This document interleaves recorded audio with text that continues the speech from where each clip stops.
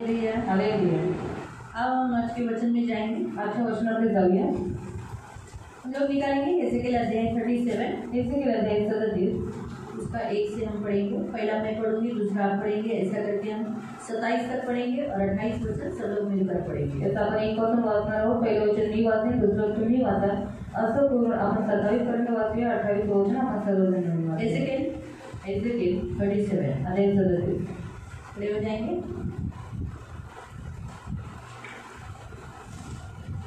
सर्वजण उभे राहतील। खड़े होकर पढ़ेंगे। एजेकिएल 37 सूखी हड्डियों की तराई। यहोवा की शक्ति मुझ पर हुई और वह मुझ में अपना आत्मा समाकर बाहर ले गया और तराई के बीच में खड़ा कर दिया और वह तराई हड्डियों से भरी हुई थी। त्याने मला त्यांच्यामुळे तो करून फिरवले, तेव्हा पहा त्या खोऱ्याच्या जमिनीवर पुष्कळ अस्थी होत्या, त्या अतिशुष्क होत्या। तब उसने मुझसे कहा, हे मनुष्य की संतान, तुझे यह हड्डियाँ जी सकती है क्या? मैंने कहा, हे परमेश्वर यहोवा, तू ही जानता है। तेव्हा तो मला म्हणाला, या अस्थींविषयी संदेश देऊन त्यांना म्हण, शुष्क अस्थींनो परमेश्वराचे वचन ऐका। परमेश्वर यहोवा तुम हड्डियों को यूँ कहता है, देखो मैं आप तुम में सांस समाऊंगा, तुम जी उठोगी।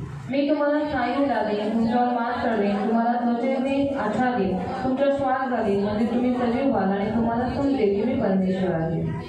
इस आज्ञा के अनुसार मैं भविष्यवाणी करने लगा और मैं भविष्यवाणी कर ही रहा था कि एक आहट सुनाई आई और हुलडुल हुआ और वे हड्डियाँ इकट्ठी होकर हड्डी से हड्डी जुड़ गई। मग मी पाहिले तर त्यावर स्नायू आले, मांस चढले, त्वचेने त्यांना आशा दिली, पण त्यांचा श्वास अगदी नव्हता। तब उसने मुझसे कहा, हे मनुष्य की संतान, सांस से भविष्यवाणी कर। सांस से भविष्यवाणी करके कहे, हे सांस, परमेश्वर यहोवा यूँ कहता है, चारों दिशाओं से आकर इन घात किए हुए समाचार की वो जी उठी। मला आज्ञा झाल्याप्रमाणे मी संदेश दिला, तेव्हा त्यांचा श्वास येऊन ते सजीव झाले व अतिशय मोठे सैन्य आपल्या पायावर उभे राहिले। फिर उसने मुझसे कहा, हे मनुष्य की संतान, इन हड्डियाँ इस्राएल के सारे घराने की उपमा है। वे कहते हैं, हमारी हड्डियाँ सूख गई, हमारी आशा जाती रही, पर हम पूरी रीति से कट चुके हैं। संदेश देऊन त्यांना सांग, प्रभू परमेश्वर, माझ्या लोकांनो, पहा, तुमच्या कबरा उघडी, तुम्हाला आपल्या कबरातून बाहेर काढून इस्रायल देशात आणेन। इसलिए जब मैं तुम्हारी कब्रें खोलूं, तब उनमें से निकालूं, तब हे मेरे प्रजा के लोगों, तुम जान लोगे कि मैं यहोवा हूँ। मी तुमच्या ठाई माझा आत्मा घालीन, तुम्ही सजीव व्हाल व मी तुम्हाला तुमच्या देशात पोचवेन। तेव्हा मी परमेश्वर हे बोललो व मी तसे केले, तुम्हाला समजेल असे परमेश्वर म्हणतो। यहूदा इस्राएल का एक ही राज्य। फिर यहोवा का ये वचन मेरे पास पहुंचा, मानव पुत्रा, तू लाकडाचा एक घडबा घेऊन त्यावर हा यहूदा व त्यांचे सोबती इस्रायल वंशज यांचा असे लिह। लाकडाचा दुसरा घडबा घेऊन त्यावर हा योसेफाचा म्हणजे इस्रायल व त्याचे सोबती सर्व इस्रायल घराणे यांचा घडबा असे लिह। फिर उन लकड़ियों को एक दूसरे से जोड़कर एक ही कर ले कि वे तेरे हाथ में एक ही लकड़ी बन जाए। मग या घडप्यांचा अर्थ काय हे आम्हाला ते सांगशील ना, असे तुझे बांधव तुला म्हणते। तब उनसे कहना, परमेश्वर यहोवा यूँ कहता है, देखो मैं यूसुफ की लकड़ी को जो अब्राम के हाथ में है और इस्राएल के जो गोत्र उसके संगी है, उनको लेकर यहूदा की लकड़ी से जोड़कर एक साथ एक ही लकड़ी कर दूंगा और दोनों मेरे हाथ में एक ही लकड़ी बनेगी।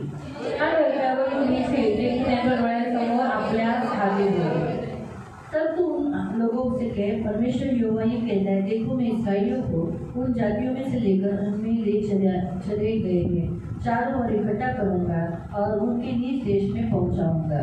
मी या देशात इस्रायलच्या पर्वतांवर त्यांचे एक राष्ट्र बनवेन, त्या सर्वांवर एकच राजा राज्य करेल। ती यापुढे दोन निराळी राष्ट्रे राहणार नाही, यापुढे ते विभक्त होऊन त्यांची दोन राज्ये होणार नाही। फिर वे अपनी मूर्ति घिनौने काम और अपने किसी प्रकार के पाप के द्वारा अपने आप को अशुद्ध न करेंगे, परंतु मैं उनको उन सब बस्तियों से जहाँ वे पाप करते थे निकलकर शुद्ध करूँगा।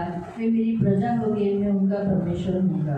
माझा सेवक दावीद त्यांच्यावर राजा होईल, त्या सर्वांचा एकच नेता होईल। ते माझ्या निर्णयाप्रमाणे चालतील आणि माझे नियम पाळून त्यांच्या त्याप्रमाणे वर्ततील। वे उस देश में बसे रहेंगे जिसे मैंने अपने दादा याकूब को दिया था, जिसमें तुम्हारे पुरखा रहते थे। उसी में से वे उनके बेटे पोते सदा बसे रहेंगे। मेरा दादा सदा उनका प्रधान रहेगा। आणि मी त्यांच्याबरोबर शांततेचा करार करेन, तो करार सर्व काळाचा होईल। मी त्यांना वसवीन, त्यांची संख्या वाढवीन आणि सर्व काळ राहील, असे माझे पवित्र स्थान त्यांच्यामध्ये स्थापेन। मेरे निवास का तंबू उनके ऊपर बना रहेगा, तना रहेगा, और उनमें मैं उनका परमेश्वर होगा और वे मेरी प्रजा होंगे। 28 वचन मिलकर पढ़ेंगे। माझे पवित्र नाम मध्ये सर्वथा आहे, तेव्हा आकाशात ज्ञान येईल, नाही पवित्र करणारा परमेश्वर आहे। वचन के लिए प्रार्थना, वचनासाठी प्रार्थना करू। ओ धन्यवाद धन्यवाद धन्यवाद धन्यवाद धन्यवाद धन्यवाद धन्यवाद पवित्र पिता, वचन के लिए धन्यवाद देते हैं। आपका वचन क्या ही सुंदर, क्या ही पवित्र, क्या ही शुद्ध है। प्रभु हम धन्यवाद देते हैं वचन हम ध्यान से सुनने के लिए और जो हम सुनते हुए पालन करने के लिए तो सहायता करना, यीशु के नाम से आमीन। नीचे बैठते हैं। खाली बसते हैं। Praise the Lord, praise the Lord. आज हम लोग जैसे इज़ेकिएल अध्याय 37 में हमने देखा की सूखी हड्डियों की तराई के विषय पर। इज़ेकिएल अध्याय 37 मध्ये आपण पाहिलेलं आहे की शुष्क अस्थिंचे घोर आहेत। तो परमेश्वर चाहता है कि आप सभी भविष्यवाणी करें। देवाची इच्छा तुम्ही सर्वांनी भविष्यवाणी करावी, आप अपने लिए करें, तुम्ही स्वतःसाठी करावी। जो लोग घात किए गए थे, आणि जी लोक घात केलेली आहेत, मारे गए हैं, मारले गेलेले आहेत, शैतान के दावपेच के तले आए, शैतानच्या दावपेचाखाली आलेले आप आहेत, उनके लिए भविष्यवाणी करें। तुम्ही त्यांच्यासाठी भविष्यवाणी तो हमने करा। कल जैसे बताया था कि 2 प्रकार की भविष्यवाणी है, आणि काल आपण सांगितलं होतं की 2 प्रकारच्या भविष्यवाणी जिसे आहेत, परमेश्वर चुनता है, ज्याला देव निवडतो किसी को खास स्पेसिफिक भविष्यवाणी करने के आणि लिए। कोणाला तरी खास असं निवडून देतो भविष्यवाणीसाठी। और परमेश्वर ने नए करार में सभी को चुना है, आणि देवाने नवीन कलमानुसार सगळ्यांना निवडलेला आहे, जिसके अंदर परमेश्वर का आत्मा है। आणि ज्याच्यामध्ये देवाचा आत्मा तो आहे। जिनके अंदर परमेश्वर का आत्मा है, आप सबके अंदर परमेश्वर का आत्मा है, मग ज्याच्यामध्ये देवाचा आत्मा आहे, मग सर्वांमध्ये देवाचा आत्मा तो आहे, वो भविष्यवाणी करे। मग ते ती भविष्यवाणी करावी। भविष्यवाणी करते समय आपके पास अथॉरिटी है,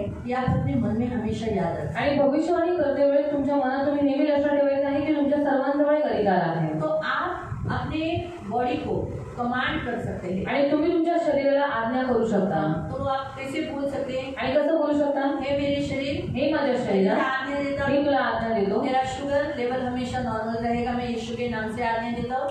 मैं कुछ भी खाऊंगा, कुछ भी पीऊंगा, आज के बाद तू शुगर बढ़ाना नहीं। तो मेरे अंदर के खून को मैं कमांड करता हूँ कि खून में शुगर नहीं बढ़नी है।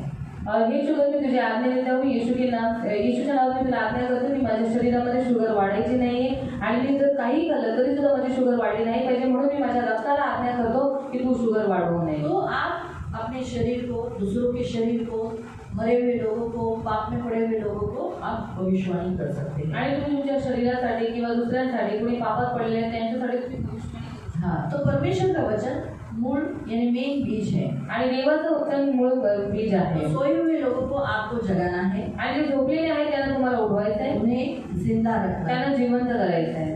परमेश्वर नहीं चाहता कि मनुष्य मरे, आणि देवाची इच्छा नाही की माणसाने मरावं, परमेश्वर की इच्छा है कि मनुष्य पश्चाताप करके वापस उसके पास लौट आए। आणि देवाची इच्छा आहे की माणसाने पश्चाताप करून पुन्हा परत देवाकडे यावं। तो इस 37 अध्याय में आणि या 37व्या अध्यायामध्ये 10 बार परमेश्वर कहता है मैं, आणि 10 वेळा देव म्हणतो मी। क्या कहता है? काय 10 म्हणतो? वेळा।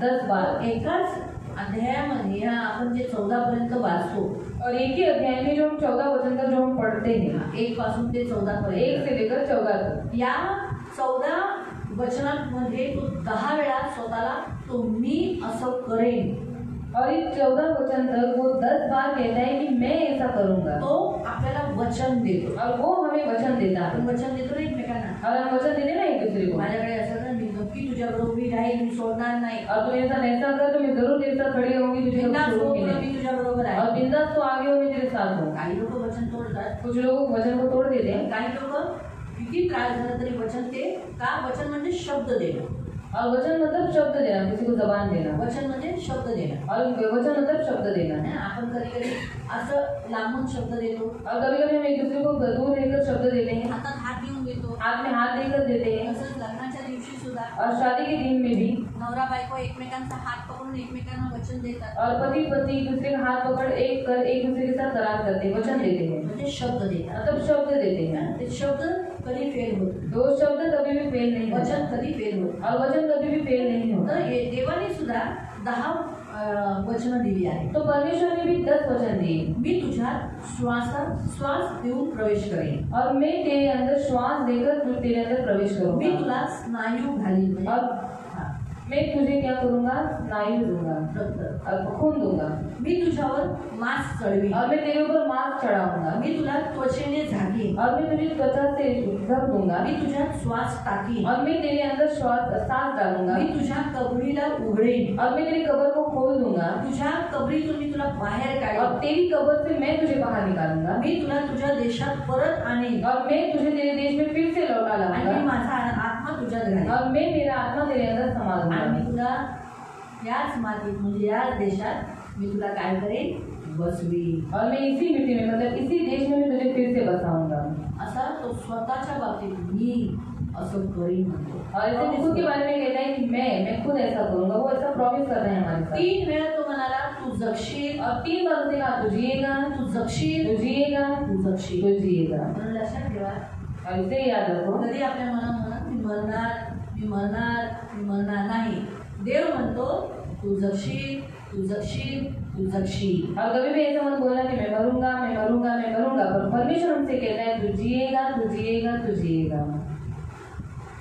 म्हणून भविष्यवाणी करणाऱ्याने काय म्हटलं पाहिजे? तो भविष्यवाणी करने वाले ने क्या बोलना है? स्वतःच्या बाबतीत, खुद के बारे में, मरणाऱ्या व्यक्तीच्या बाबतीत, और मरने वाले व्यक्ति के बारे में काय बोललं पाहिजे? क्या बोलना है? बोलताना खुद के बारे में बोलते समय क्या बोलना है? बोलो. जोराने बोला. मी भविष्यवाणी करतो, मी जगेन. और मैं भविष्यवाणी करता हूँ कि मैं जीऊंगा, मैं जीऊंगा, मैं जीऊंगा. बोला. बोलो.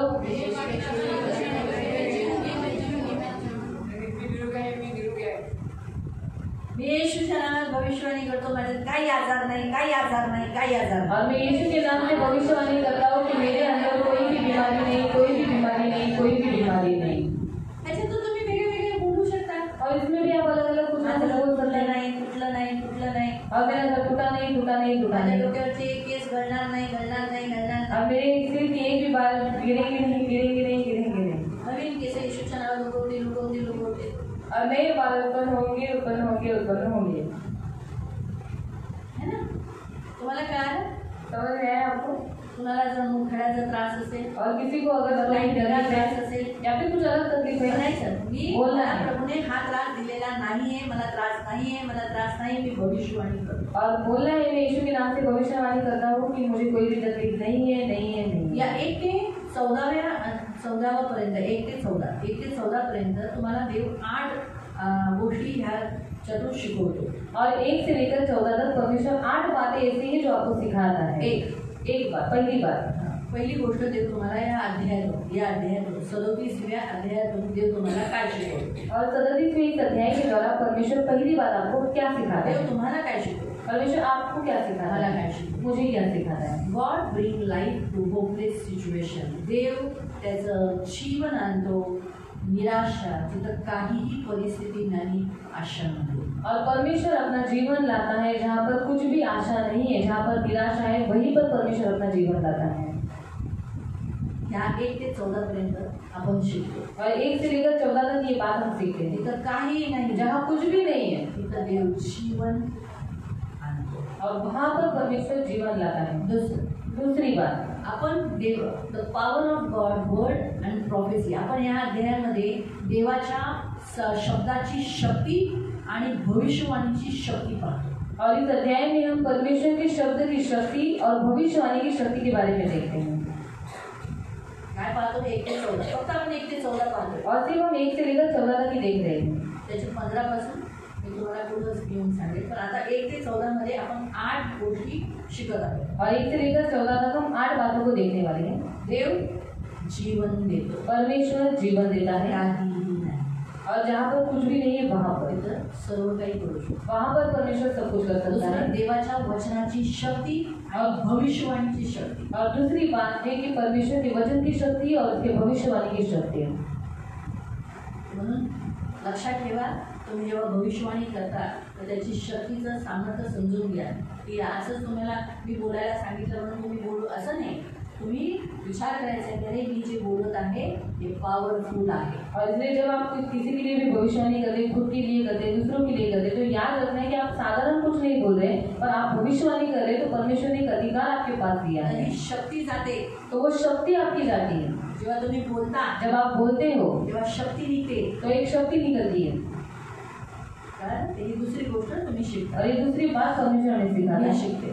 मैं सीखती हूँ. तिसरा, the Holy spirit bring life. पवित्र आत्मा जीवन देतो, जीवन आणतो. और तीसरी बात है कि पवित्र आत्मा जीवन देता है, जीवन लाता तर है. देवाच्या आत्म्याने जीवन दिलेलं आहे. कारण पवित्र आत्माने काय केलं, तिथं वाचू शकता की त्यांच्यावर मांस आली, नसा आल्या, सगळं आलं, पण श्वास होता का? जेव्हा भविष्यवाणी केली और जब उनके लिए भविष्यवाणी की गई तर तो श्वास त्यांच्यात आला. तब वो सांस उनके अंदर समा श्वास गई. काय आहे? तो सांस क्या है? आत्मा. यहाँ पे आपल्याला हृदयातून आवाज येतो. हमारे आपला फेफडा आहे ना, श्वास घेत असतो, तो यहावे बोलत असतो. और हमारे जो लंग्स है ना वो यहावे का नाम लेते हैं, देवाचं नाव घेतो. परमेश्वर का नाम लेते हैं. फेफडा खराब झाला तर त्याला इलाज नाही. और अगर लंग्स खराब हो गए तो उसका कोई भी इलाज नहीं है. त्याला फक्त एकच इलाज आहे. और उसके ऊपर सिर्फ एक ही इलाज है. जर कुणाचाही फेफडा और किसी का भी लंग्स, फुफ्फुस जर कुणाचं खराब और झालं, अगर किसी का लंग्स खराब हो जाता है, अजूनपर्यंत या जगात कुणीही त्याच्यावर मेडिसिन किंवा गोळी उत्पन्न करू शकला नाही. त्याचा इलाज अजून झालेला नाही, किती अजूनही नाही. और अभी तक इस संसार में कोई भी उसके ऊपर कोई भी मेडिसिन नहीं बना पाया है और उसके ऊपर कोई भी इलाज नहीं कर पाया है. त्याच्यावर फक्त एकच इलाज आहे. और उसके ऊपर सिर्फ एक ही इलाज है. त्याचा फेफडा खराब झाला आहे, और जिन जिन लोगों का जो लंग्स है वो खराब हो चुका है, त्याने फक्त देवाचं येशूचं नाव घ्यायचं. और उस व्यक्ति ने सिर्फ मसीह का, यीशु मसीह का ही नाम लेना है. येशू येशू. तो वो जो लंग्स है वो जिंदा रहता हा है. माझा अनुभव आहे. और ये मेरा अनुभव है. मी असे मरणाऱ्या ज्यांचे फेफडे खराब आहेत, उदाहरण संगीता पवार. और उदाहरण है संगीता पवार. तिचे जर हे काढलं ना, एक्सरे काढला ना, तो फेफडा येत नाही. और उसका एक्सरे निकालने के बाद वो उसके जो लंग्स है ना वो आते नहीं है. ती रडत होती. और वो रो रही जाणार आहे. थी. तिला डॉक्टर ने कहा कि येशू जाने नाव वाली घे. है. पर मैंने उससे कहा तो सिर्फ यीशु का नाम ले. येशू जोपर्यंत नाव तोंडात राहील जीवन आहे.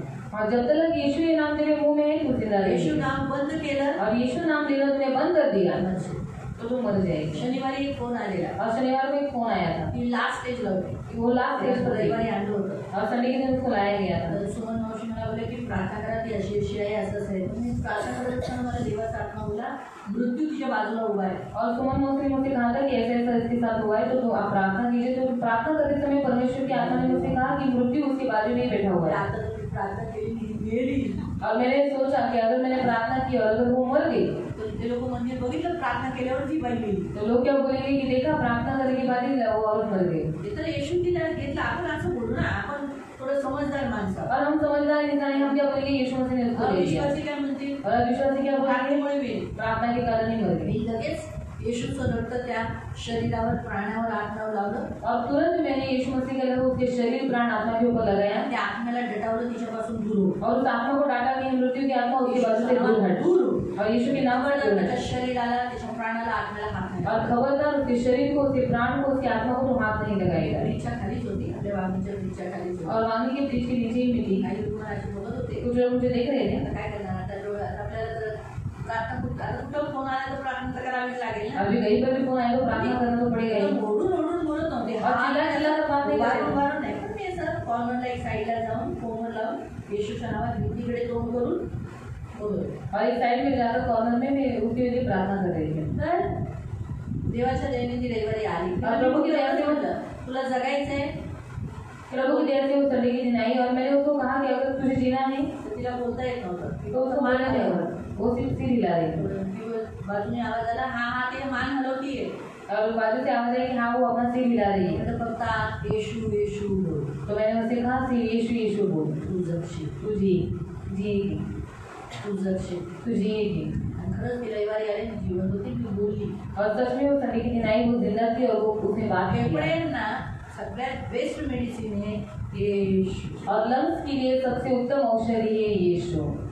हे नाव घेतो, लंग्स ठीक होतात. और ये नाम लेते ही लंग्स ठीक हो जाते हैं. म्हणजे सायन्स म्हणजे ते सोनोग्राफी किंवा एक्सरे सांगेल काय एक्सरा बताएगा कुछ भी नहीं है. पण व्यक्तीच्या तोंडावर जोपर्यंत येशू नाव आहे, जीवन. और उस व्यक्ति के मुंह पर जब तक यीशु ही नाम है तब तक वो जिंदा है. फेफड्याचा आजाराचं फक्त एकच मेडिसिन आहे, येशू. और लंग्स के लिए एक ही मेडिसिन है, वो है यीशु.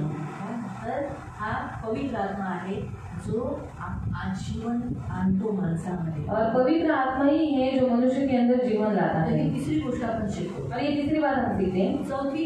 चौथी बात, human partnership is divine action. म्हणजे परमेश्वराने त्या हाडांना जिवंत करण्यासाठी एका पार्टनरशिप म्हणून एक पार्टनर म्हणून निवडलं. तो पण कुणाला? एका माणसाला, हेजेकियलला.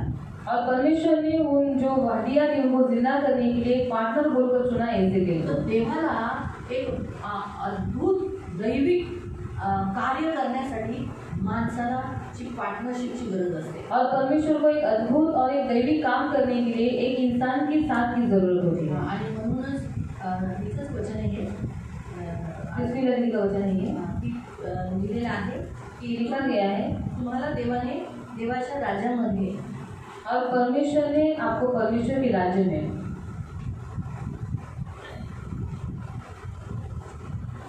6वा अध्याय, दुसरा ग्रंथी पुस्तक अध्याय 6, दूसरा ग्रंथी की बदली अध्याय 6 त्याचं 1.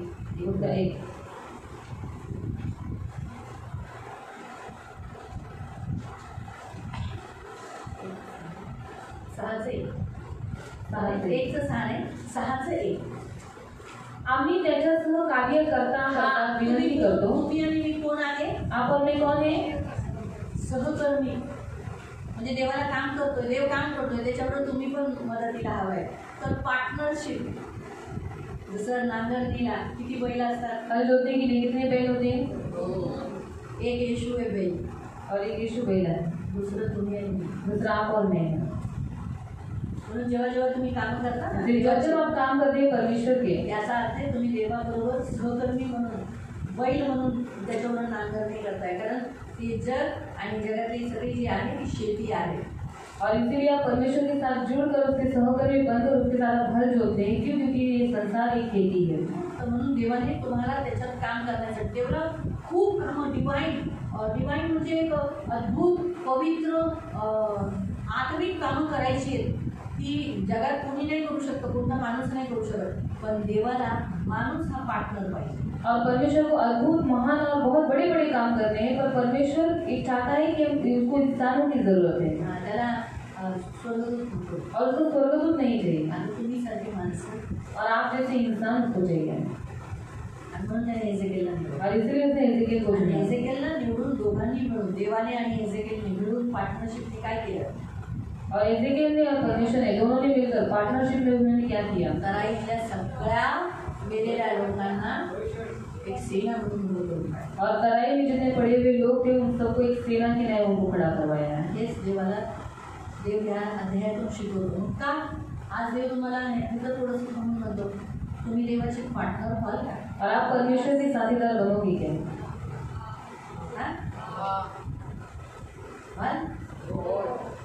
देवाला तुमच्याद्वारे खूप अद्भुत कामं करायची. तो परमेश्वर को आपके द्वारा बहुत अद्भुत अद्भुत काम करवाना है. आपल्याला कधी अशा व्यर्थ गोष्टींमध्ये स्वतःला जगून नाही तो ठेवायचं. इसलिए व्यर्थ बातों में अपने आप को आप बांध कर मत रखो.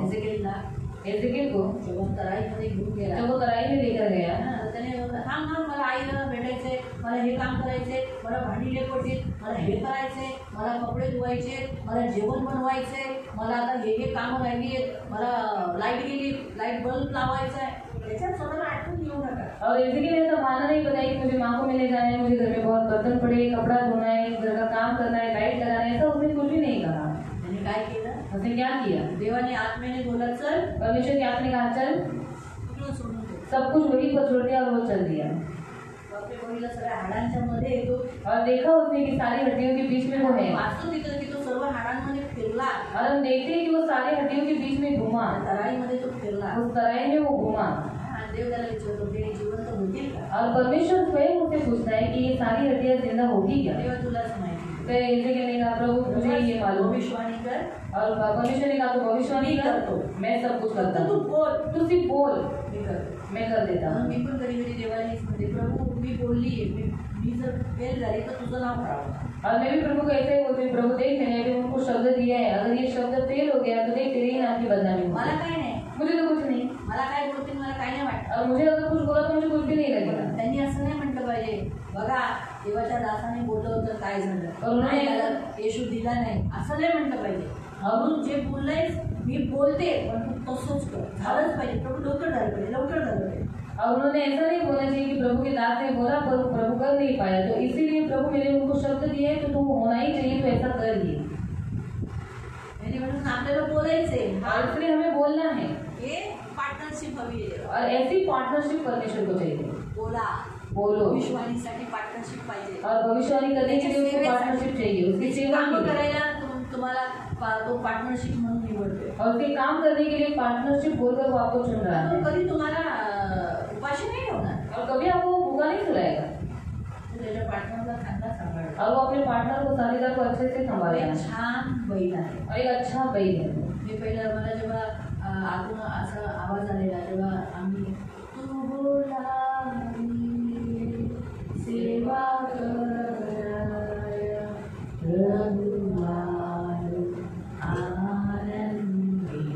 ते गीत गाताना ऐकलं मला दर्शन दिसलं. और वो एक गीत गाते समय मुझे एक दर्शन आया की येशू एक बैलासारखा त्या नांगराला झुंपला होता. और यीशु मसीह बैल की नाई उस हल के ऊपर, हल उसके ऊपर था जोड़ा गया था. तो बोलवत होता और वो बुला रहा था, मी एकटा आहे, तू येशील का. और मैं अकेला हूँ तो आएगी क्या. मी म्हटलं हो प्रभू.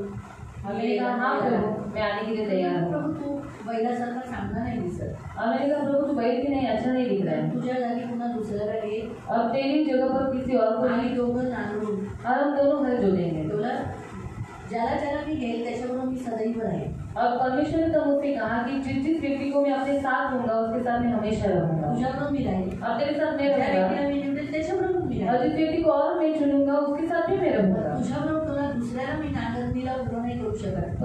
तेरे साथ किसी और को मैं हल जोड़ने के लिए नहीं रख सकता, कारण ते नांगरलं नाही जाणार. क्योंकि वो हल जोड़ा नहीं जाएगा. शेती सगळं माझं आहे. और ये सारी खेत मेरी है, म्हणून मीच बैल आहे. तो इसलिए मैं ही बैल हूँ. म्हणजे प्रभू तू असा बोलतो मी बैलासारखा बरोबर नाही वाटत. फिर मैंने प्रभु से कहा प्रभु तू ऐसा बोलते है कि मैं बैल हूँ, वो अच्छा नहीं तर लगता. माझा पण आकार बदलला, मी पण बैल झाले. और मेरा भी आकार चेंज हो गया, मैं भी बैल की नहीं आणि दिखने तो लगी. फल जोतत होते पण त्याने सर्वात जास्त ताकद त्याने लावली. मला अगदी सांभाळून घेऊन हल नांगर. और हम दोनों ने मिलकर हल जोता था, पर सारी ताकत परमेश्वर ने लगाई थी और हम मुझे बहुत आसानी से मैंने नांगरत किया. होता. और बहुत आसानी से वो हल को जोत रहा था. त्याला पार्टनर हवा आहे. और इसीलिए उसको पार्टनर चाहिए. व्हा त्याचे पार्टनर. तो इसीलिए उसके पार्टनर बनो. ही देवाची इच्छा आहे. यही परमेश्वर की इच्छा है. आता कितवा आहे?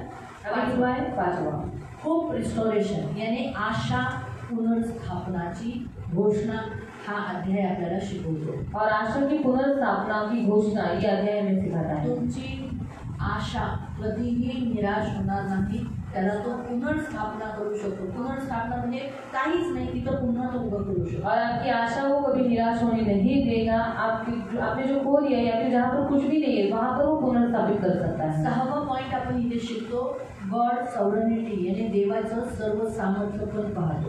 और परमेश्वर का सर्व सामर्थ्यपन हम देखते हैं. सर्व शक्तिमान सर्व सामर्थ्यपणा आपण इथे पाहतो. और वो सर्वशक्तिमान है, वो सर्व सामर्थ्य उसके बारे में हम देखते हैं. देवच करू शकतो, बाकी कोणी नाही. और सिर्फ परमेश्वर ही सब कुछ कर सकता है, बाकी कोई भी नहीं. आणि 7वा पॉइंट और 7वां पॉइंट है the important of faith and trust. देवावर खूप मोठी गरज आहे आपला विश्वास आणि भरोसा. और जरूरी है परमेश्वर के ऊपर विश्वास रखना और उसके ऊपर भरोसा रखना. बहुत जरूरी है. विश्वास आणि भरोशाशिवाय नाही पुढे. और विश्वास और भरोसे के अलावा हम आगे नहीं बढ़ सकते. 8वा और 8वां पॉइंट है युनिटी. एकता. फार गरजेची आहे. बहुत जरूरी है. देवामध्ये परमेश्वर में आणि एजिकिलमध्ये एकता आहे. एजिकियल में दोनों में एकता थी. त्यांच्यात मतभेद और उनके बीच में मतभेद नहीं था. म्हणून इसीलिए हाडामध्ये एकता आली आणि ते एकत्रित झाले. और इसलिए उन सारी हड्डियों में एकता आई और वो जिंदा हो. जे त्यांच्यात होतं तेच हाडांमध्ये आलं. और जो उन दोनों के बीच में था वही उन हड्डियों के बीच में भी आया. म्हणून एकता या अध्याय आपल्याला एकतेवर शिकवतो. और इसलिए ये अध्याय में एकता के बारे में सिखाता है. माहिती पडलं? मालूम पड़ा. हे 8 पॉइंट्स आहेत जे देव आपल्याला इथे शिकवतो. और ये 8 पॉइंट्स है जो परमेश्वर हमें यहाँ पर सिखाता है. त्या 1 ते 14 पर्यंत. 1 से लेकर 14 तक. हालेलुया. हालेलुया. म्हणून आपण आज काय शिकणार आहोत, आपण काय करणार आहोत. आज हम क्या करने वाले हैं. आज आपण भविष्यवाणी करू. आज भी हम भविष्यवाणी करेंगे. आज आपण शिकलो. आज हमने सीखा. उद्या आपण शिकणार आहोत व्हॅली. माझा तो प्रयत्न आहे. और कदम तराई के बारे में देखेंगे. तुम्ही रक्ताला हाडाला भविष्यवाणी करावं. कि आप अपने खून को, अपनी हड्डियों को आप भविष्यवाणी करें. त्याबद्दल मी विचार केला की मग आपण ह्याच्याबद्दल पहिले शिकू. व्हॅलीबद्दल म्हणजे तुम्ही तुमच्या तराई, तुमच्या पण जीवनात बऱ्याच तराई, 5 तराई आहेत. और 5 तराई है. आणि प्रत्येकाला या तराईतून जावं लागतं. और हर एक व्यक्ति को इस तराई से जाना पड़ता है. आणि प्रत्येकाने हा अनुभव घेतला आहे. और हर एक ने यह अनुभव दिया हुआ है. आणि आज बरेच जण अशा तराईत आहेत. और होता है तो आज इस तराई में है. तर मी विचार करते की हे उद्या घ्यावं आणि रक्त हाडाचा गुरुवारी घ्यावं. और मैं सोच रही हूँ कि कल तराई के बारे में सिखाऊंगी और उसके बाद में सिखाऊंगी आपको हड्डी और मांस के लिए कैसे भविष्यवाणी करते हैं. देव तुम्हाला प्रॉमिस करतो. प्रभु आपसे प्रॉमिस करता है. पार्टनरशिप मध्ये फक्त तुम्हाला बोलायचे. और परमेश्वर के साथ पार्टनरशिप जब आप लेते हैं तो सिर्फ आपको बोलना है. देव 10 वेळा 10 हा संख्या अधिकार ऑथॉरिटीला दर्शवतो. एक पवित्रतेला दर्शवतो. तो 10 वेळा म्हणतो मी करेन, मी करेन, मी करेन, मी करेन, मी करेन, मी करेन, मी करेन, मी करेन, मी करेन. पण तो तुम्हाला काय करायचंय. और 10 नंबर ये अधिकार को दर्शाता है, सामर्थ को दर्शाता है. तो वैसे ही परमेश्वर 10 बार कहता है कि मैं करूंगा, मैं करूंगा, मैं करूंगा. तो परमेश्वर करेगा. और आपको सिर्फ क्या करना है, सिर्फ बोलना है. पण कसं. तो पर कैसे बोलना है. अधिकार अधिकार के साथ. देवाने कसं बोलला. परमेश्वर ने कैसे बोला.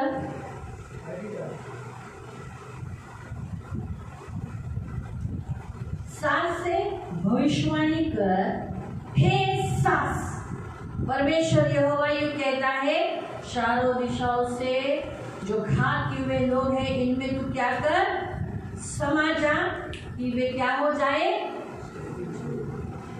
आणि वाऱ्याला संदेश देऊन सांग की मी प्रभू परमेश्वर म्हणतो वाऱ्या तू सोहू दिशाने ये व या वदिलांवर फुंकर घाल म्हणजे मी ते सजीव होऊन जाते. असं नाही बोलायचं. एक श्वास करा. लक्षात ठेवा.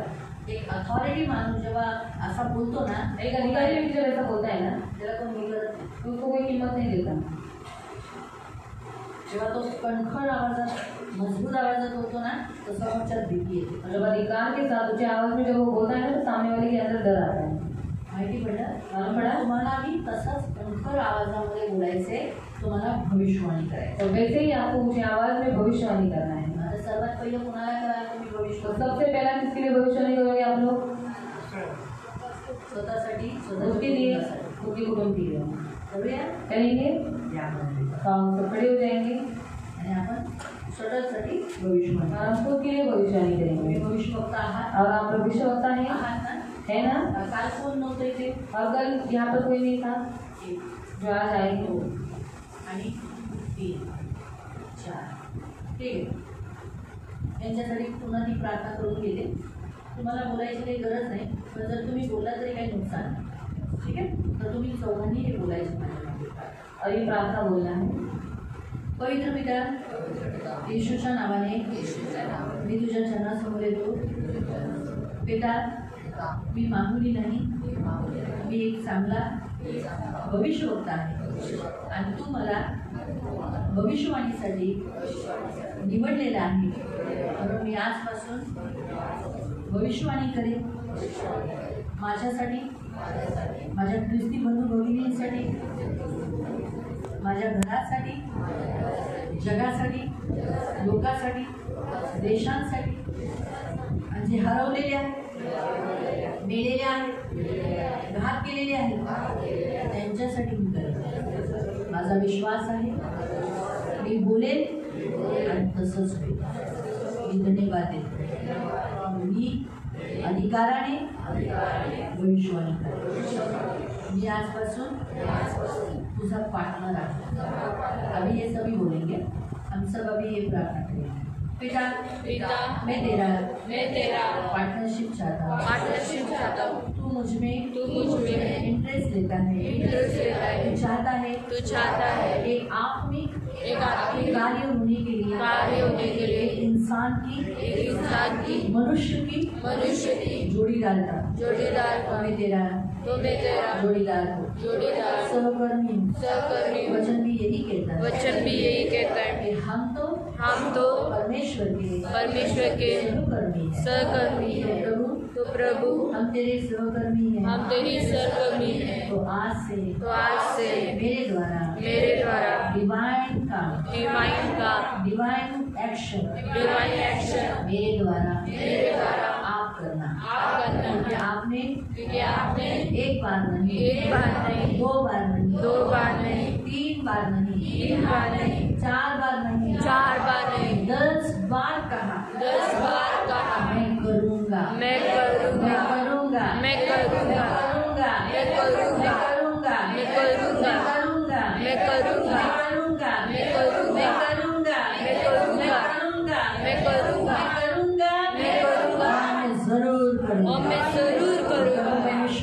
तो मैं विश्वास रखता हूँ जो मैं बोलूँगा आप करोगे। मैं धन्यवाद देता हूँ। यीशु के नाम से आमीन। अभी आप अपने लिए भविष्यवाणी कर सकते हैं, अपने लिए, अपने कुटुंब के लिए, अपने चर्च के लिए, अपने लोगों के लिए, अपने कुटुंब के लिए, अपने लोगों के लिए, कलीसिया के लिए। मैं डिक्लेयर करती हूँ ऐसे ही होगा। उसने कहा है, उन्होंने कहा है, वैसे ही होगा। यीशु के नाम से आमीन। आकाश और पृथ्वी लेना आणि आपला जो आवाज आहे तो आकाश आणि पृथ्वीने घेतला पाहिजे। मत सोचो बाजूवाला क्या सोचेगा, छोड़ो ना। आणि तुम्ही ह्याला का विचार करून शेजारचा व्यक्ती काय बोलतो ते म्हणजे अगर सोडा। आपका कुछ पर्सनल कुछ होगा आणि तुमचं काही पर्सनल असेल घर में और बाथरूम में करो, पर्सनल बेडरूम बंद करके उधर करो। आणि तुमच्या घराच्या बाथरूममध्ये किंवा बेडरूम बंद करून ओरडून बोला वो उधर करो। आणि ते घराकडे करा। ओपनली जो बोलना बोला। अभी मैंने क्या भविष्यवाणी किया, आणि आता मी काय भविष्यवाणी केली 2026 में प्रभु इसका इस्तेमाल करने वाला है और इसका घर जैसे 2026 के लिए वचन क्या आया है सैल्वेशन। और 26 ये नंबर अभी बता देती हूँ भविष्यवाणी का नए साल का 26 ये नंबर मनुष्य की संख्या है। आणि 26 अंक मनुष्याची जैसे आदम और हवा को जोड़ दिया वैसे अगले साल तुम दोनों जुड़ेगे। आणि जसं देवाने आदम आणि हव्वेला जोडलं तर पुढच्या वर्षी देव तुला आणि अजून एकमेकांना जोडेल। ये भविष्यवाणी वैयक्तिक आणि ही भविष्यवाणी फैमिली के लिए अलग आई है आणि कुटुंबासाठी वेगळी आहे। अभी खड़े जब मैं मंडला रही थी तब मैंने अंदर से पवित्र आत्मा ने ऐसा बोला ये बोल उसके लिए। आणि ज्यावेळेस आता ज्यावेळेस मी बोलत होती भविष्यवाणी करत होती तेव्हा पवित्र आत्म्याने सांगितले की हिच्यासाठी भविष्यवाणी शब्द कर। बाहर निकले, माझा एक शब्द बाहेर निघाले। आकाश और पृथ्वी क्या करेगी? मग आकाश आणि पृथ्वी काय करेल? वो जहाँ कहीं या तुम छुपा हुआ है वो यहाँ लाएगा। तर तुला जिथे कुठे लपलेला आहे त्याला इकडे घेऊन येईल। आपको समझा? समजलं? क्योंकि हमारी भविष्यवाणियों को सपोर्ट कौन करता है मालूम? आकाश, पृथ्वी, पवित्र आत्मा। आणि आपल्या भविष्यवाणीला सपोर्ट करून करतं आकाश, पृथ्वी आणि पवित्र आत्मा। तो आपका आवाज बाहर निकला, तुमचा आवाज बाहेर निघाला पाहिजे। Hallelujah, hallelujah. कभी विश्वासियों को ब्लेसिंग करेंगे ना, आता विश्वासी लोकांना भविष्यवाणी करोगे ना, त्यांच्यासाठी भविष्यवाणी करायला तो अभी पहली फैमिली